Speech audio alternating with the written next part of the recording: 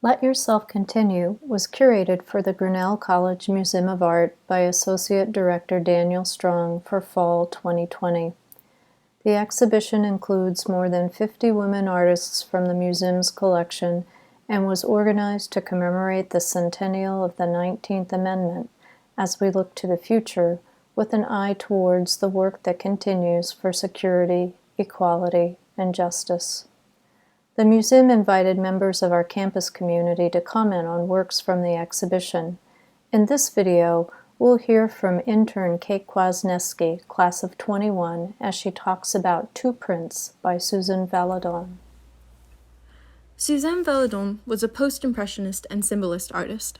These movements were what came right after Impressionism in France, around the turn of the century.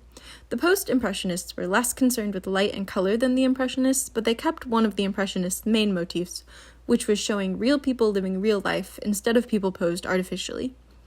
Suzanne Valadon, and this etching specifically, are important because of their subject matter. At this time in history, women artists were very limited in what subjects they could actually depict.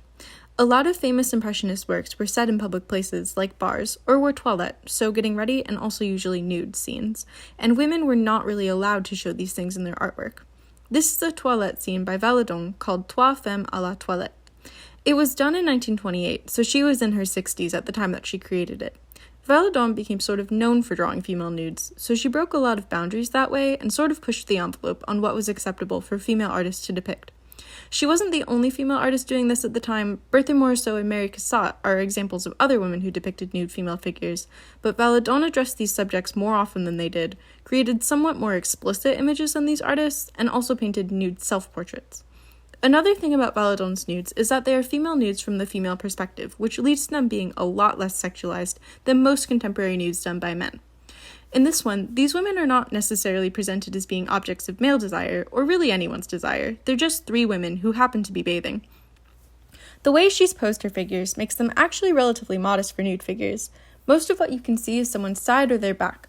The focus isn't necessarily on their bodies, it's much more about the relationship between the three figures and the movement in the scene. I think the way Valadon has done her lines here is great. It makes her figures look like they're in motion. You can almost imagine them moving through the scene as if they were animation instead of a still image. You can imagine the woman in the center getting out of the tub, and the woman to the right standing up. You can almost hear them all laughing together.